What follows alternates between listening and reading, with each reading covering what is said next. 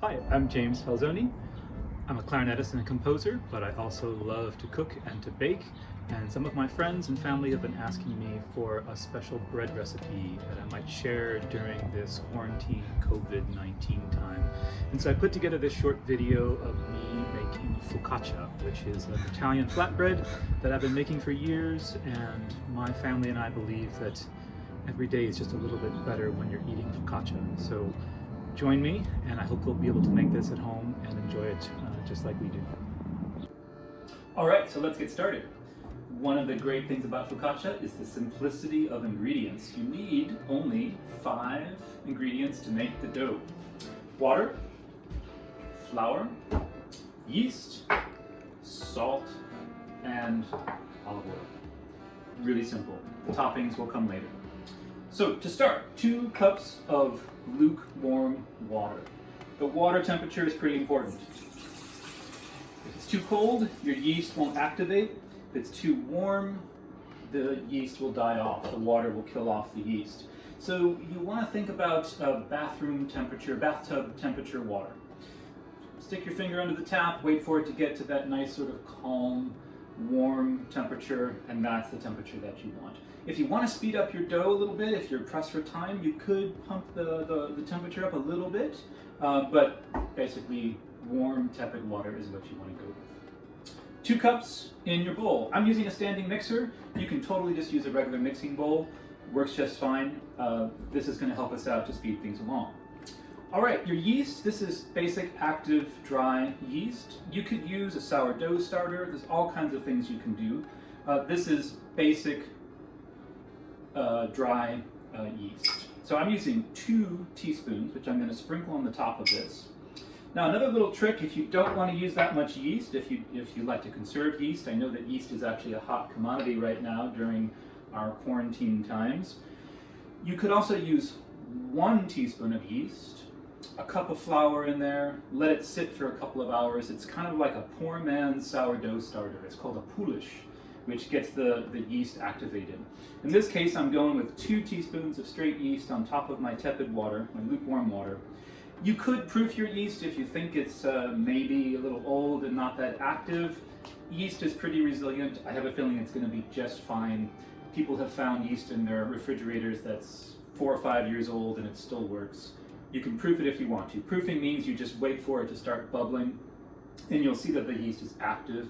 In this case, I'm not too worried about it. My 2 teaspoons of yeast and my 2 cups of water. Then I'm going to put in 1 cup of all-purpose white flour. This is good quality all-purpose white flour. By the way, if you're gluten-free, I don't have any good tips for you. Focaccia is not a very gluten-free kind of bread product. But experiment if you are looking for some gluten-free flours. You could try some things and see what works. But this is straight up gluten-enriched flour. So 1 cup into the mixing bowl, and then I'm gonna start to get this mixing. I'm gonna use the paddle first. Again, if you're using a bowl and a wooden spoon, works just as well. And I'm gonna actually do a little bit of hand mixing with this too, because I like the feel of it in my hands. So paddle goes in, and I'm going to start to mix this pretty low. All I'm doing here is getting the flour incorporated. This starts to help to build up the gluten strands in your dough. Now, I like to add a little bit of wheat germ, which you don't have to do. You could add a couple of teaspoons or tablespoons of whole wheat flour.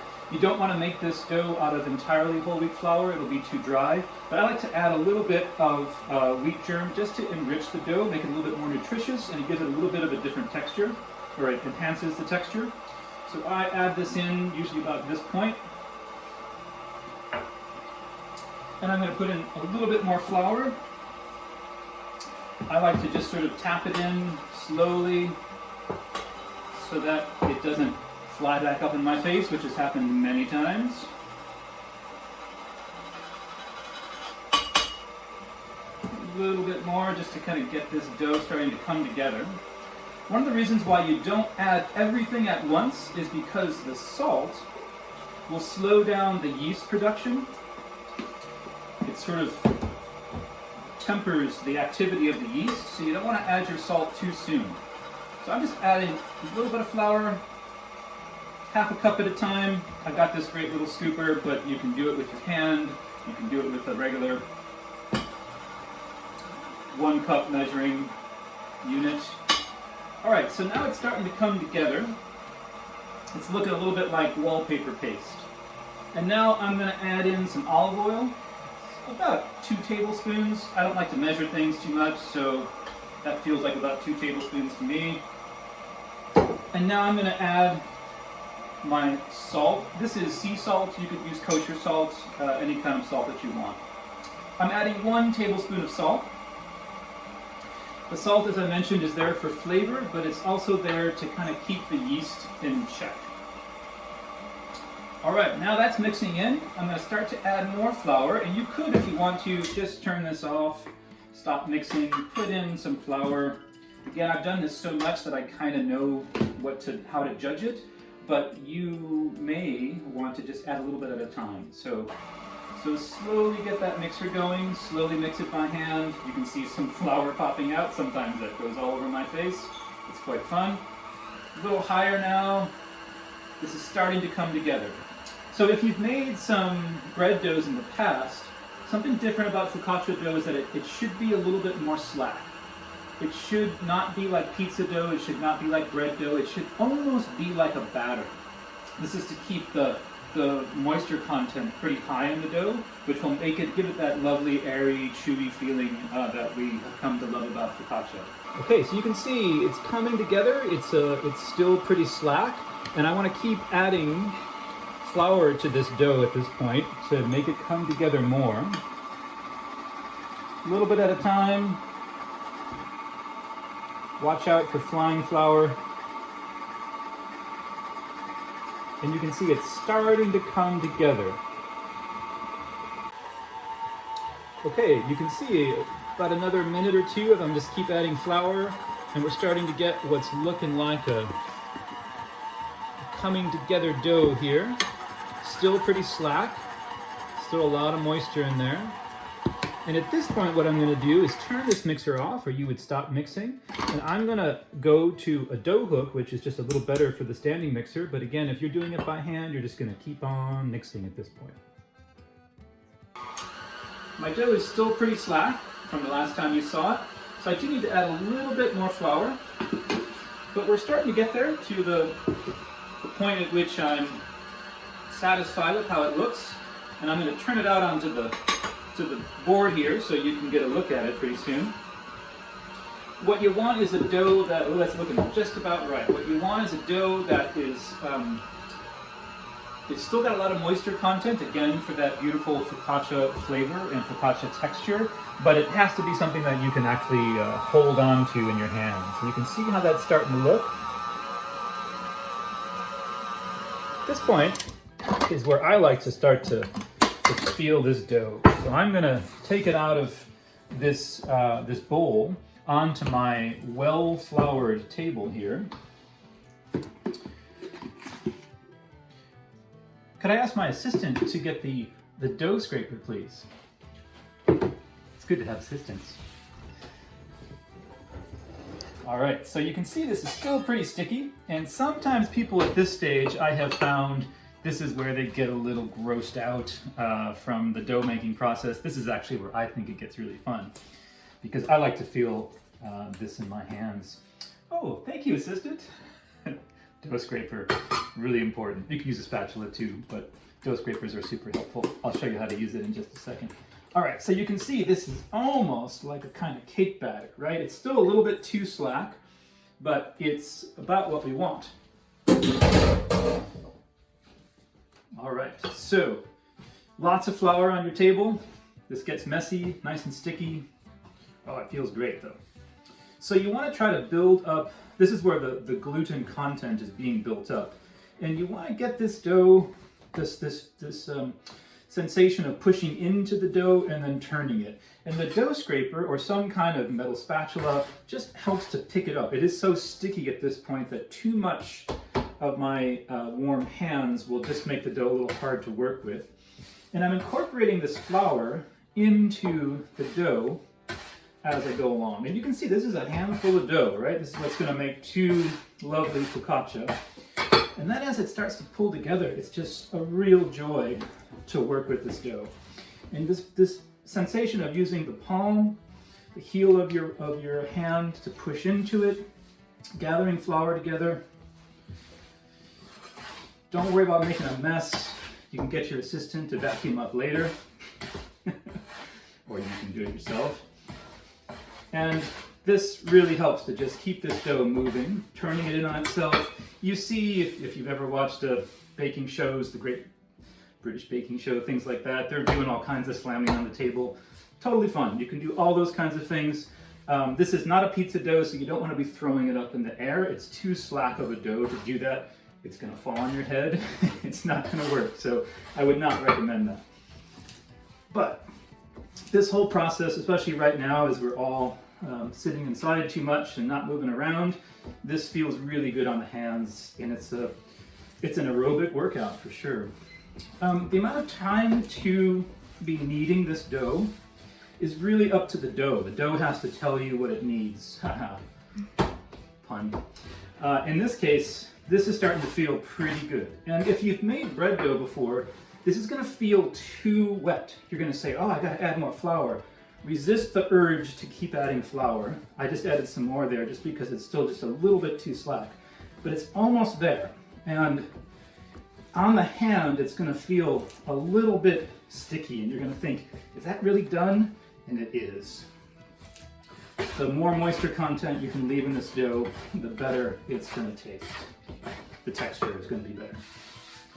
There's also, while I'm doing my last kneading here, I'll just let you know that another little trick that comes from a certain part of Italy is to add boiled potato to this dough, which you would do, you'd boil some potatoes or steam them, mash them up, and put them in the dough around the time you put the olive oil in.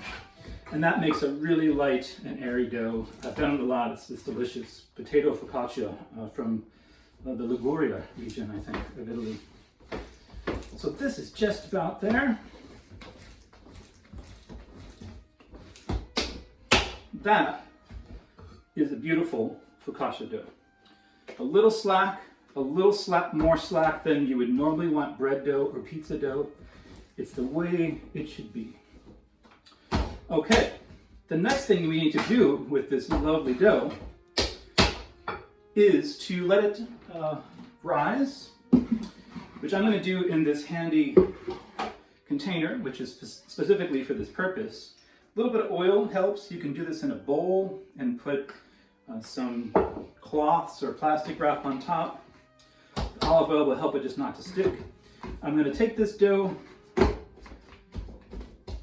get it in here, and it's going to double in size in our rising process. And this process is what is going to create flavor and texture in the dough. Normally, it would take about an hour and a half, something like that. You want to see it double in size. So why I like this is because I've got some lines on here and I can actually watch it rising. You want to put this in a fairly stable place in terms of temperature. It shouldn't go in your basement, it shouldn't go outside. It should stay somewhere in your kitchen or in your house that the temperature will be stable. So our little spot in this house is right up here, which we actually got the temperature of, and it stays pretty stable. And so that's going to take about 2 hours, or I'm sorry, about an hour and a half, and that's going to be ready for the next step.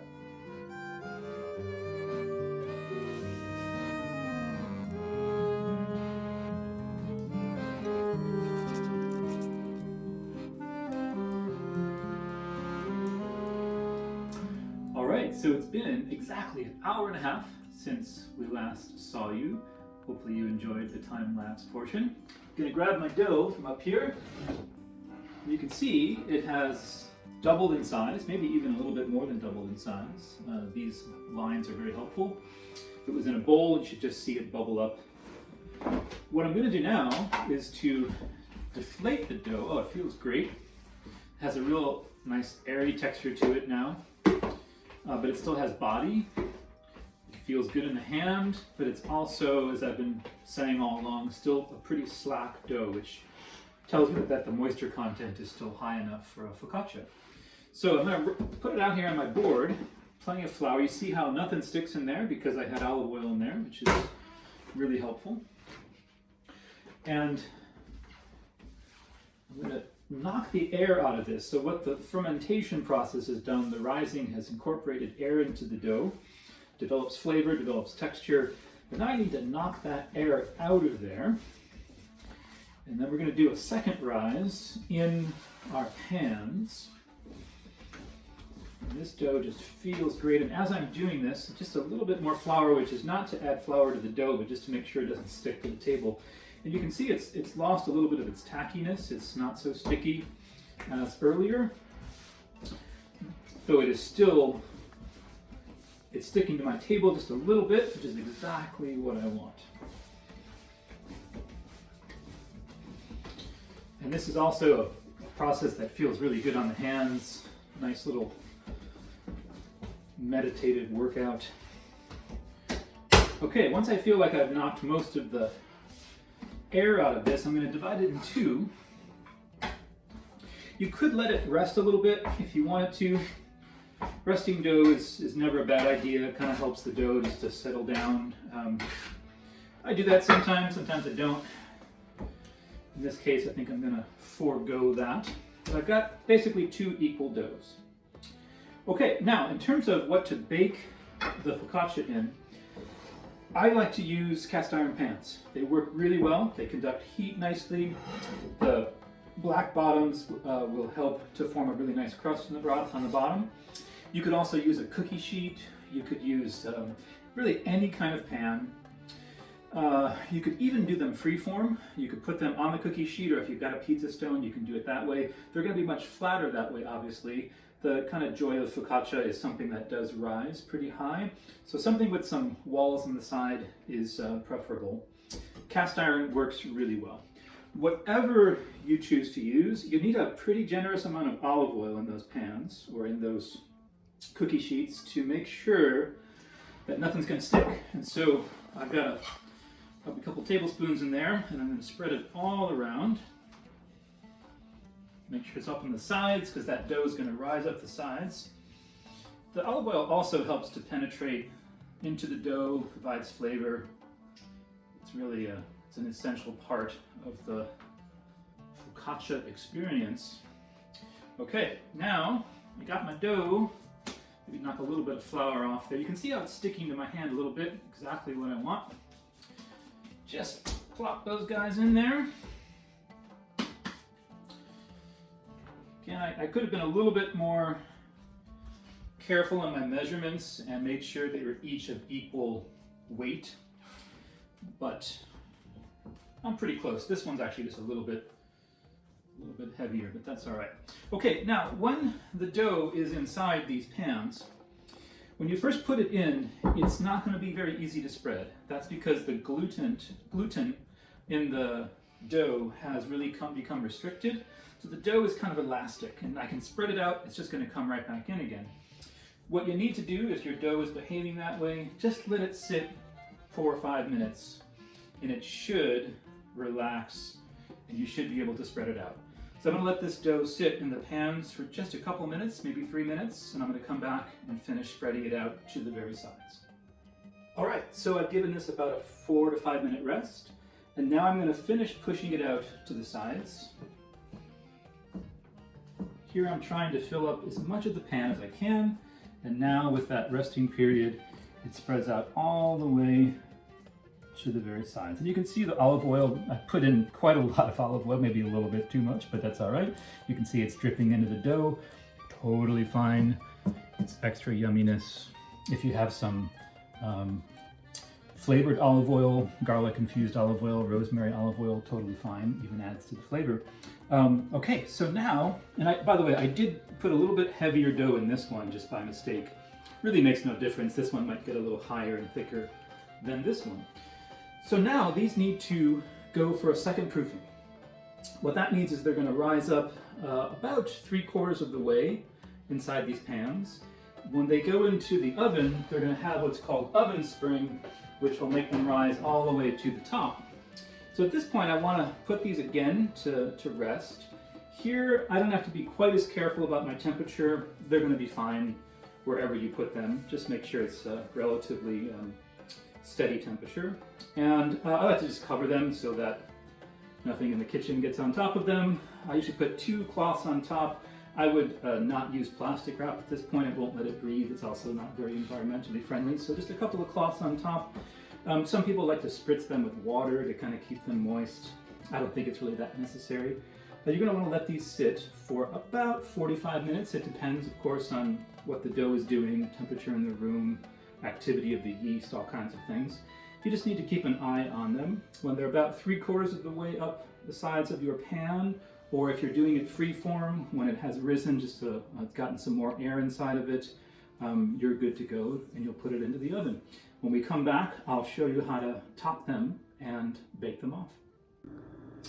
Okay, it's been about 45 minutes since I last put the cloths on top, and these have risen nicely. They're just about 3/4 of the way to the top. This one, if you remember, I put a little bit more dough in, so it's a little bit higher. They're looking really good.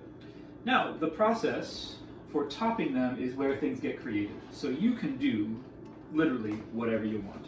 A very traditional kind of topping is olive oil and salt. Another very traditional kind of topping, which I'm going to do for one of them, is just a little bit of marinara sauce. This is some of our own homemade marinara sauce. You can use a store-bought bottled pasta sauce. Any kind of sauce will work just fine. It makes it a little bit more like a pizza, which is delicious. I wouldn't put too much on. One of the things that you do typically for focaccia is to dimple it. So I'm just kind of poking some holes into it. You don't have to do too many of them, but it just kind of helps to, again, deflate it a little bit and create kind of a nice texture. So I'm taking this marinara, just spreading it out, not too generously, just a kind of a touch, really.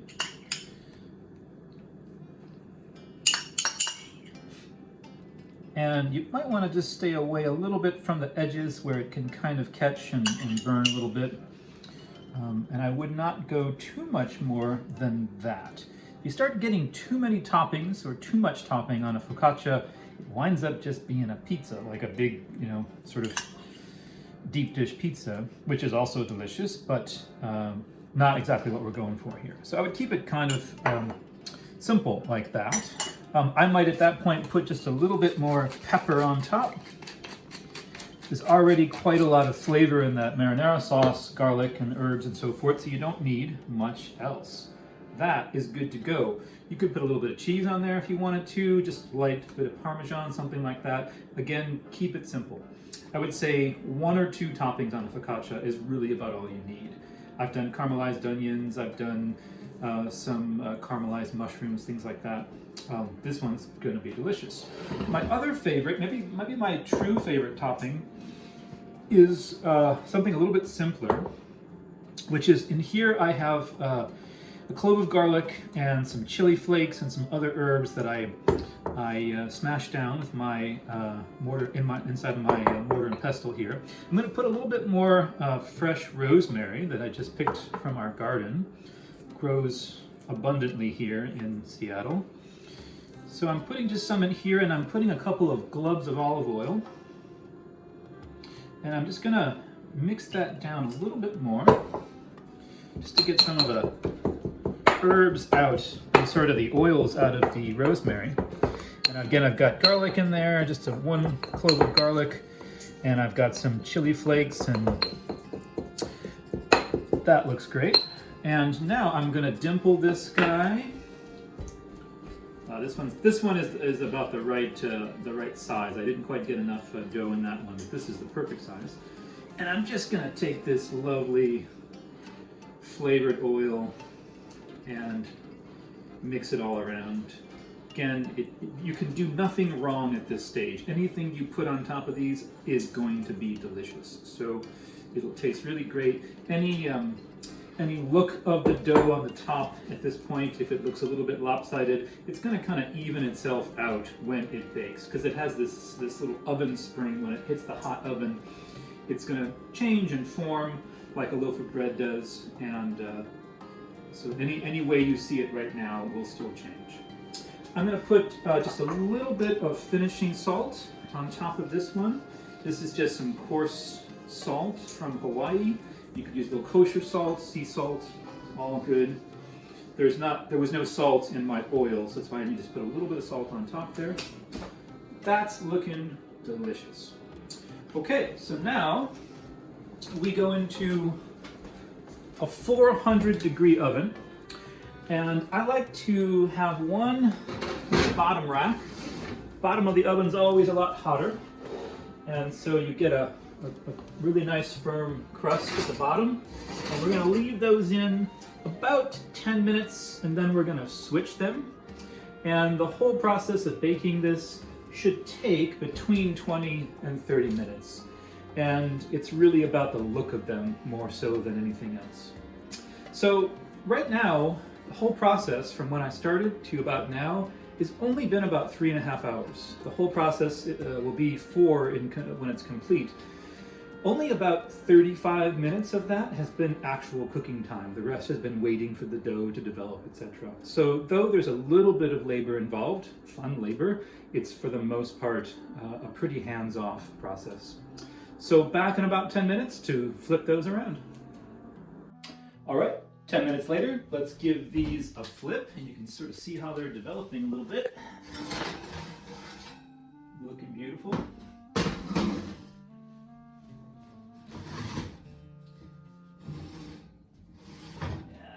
Top portion of the oven will help to crisp up the top of the focaccia, and the bottom portion of the oven will help to give good foundation.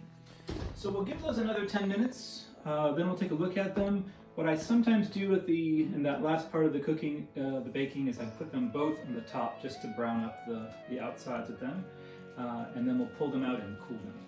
So back in 10 more minutes. All right, after about 10 minutes, I came back in here and I put them both on the top rack. I've given them about another 4 or 5 minutes. Let's see how they're looking. And these are looking beautiful. So if we wanted to get even a little bit more color on the top of that, we could turn our heat up or put the broiler on if you like that sort of thing. This looks really lovely. So now I'm going to put this on a cooling rack. It's really important to get these to cool properly on a rack. And this other one is also looking lovely. And this to me is quintessential focaccia here, and you can see it's crispy on the top. There's a nice crust, but it's also got a lot of give, and that's because of the olive oil just soaking in there. And you can see it's moving around in the pan, which means that it'll come out easily. If for whatever reason your focaccia is sticking to the pan, sticking to your cookie sheet, just get a spatula in there. At the very worst that will happen is you'll have some focaccia that sticks to the pan, and you scrape it off and eat the crumbs. It'll all be good. So now the cooling is really essential. If you have a little bit of oil left in there, just pour it right on top. The cooling's really essential. You really don't want to eat hot bread. I know it tastes great. Warm bread is perfectly fine to eat, but hot bread, there's a lot of gases that are coming out of the bread at this time while it's cooling down, and that can be not so great for your stomach. And so you want to let the bread cool for at least 20 minutes. I would do that for any bread that you might bake. This probably will be 20 minutes and it will be warm and ready to eat. So we'll come back then and eat it. All right, so this is cooled about 20-25 minutes, and now we get to do the fun part, which is cut and see how this looks inside. Oh yeah, so you can see the beautiful structure of that, just lots of air pockets, really light and airy and soft. It's even though there's a little bit of a crust on the outside, the inside remains just beautifully soft and delicate, and all this kind of olive oil that seeps through. So, and there's lots of different ways that you can eat this. Focaccia is not really meant to be a meal like a pizza is. It's meant to accompany things. So, with soup or salad, or with on a buffet for other kinds of things, it's meant to be an accompaniment more so than a full meal. One of the things that I like to do is to take some focaccia. You can slice the whole thing in half and stick a piece of cheese between the two, and that is really good. Anybody for some focaccia? Yes, as soon as I get handing one to the camera person. Can I just Thank take you. one? It's all yours. Are you filming us? Of course. This is a really good batch too. So it's really yummy. It's flavorful. You get a little bit of the garlic and the rosemary on top. This one with the tomato sauce will be just the same. Really delicious. I might just sort of add one thing to this, which maybe just a little bit of wine to go with it, and you're looking at really about one of the best things.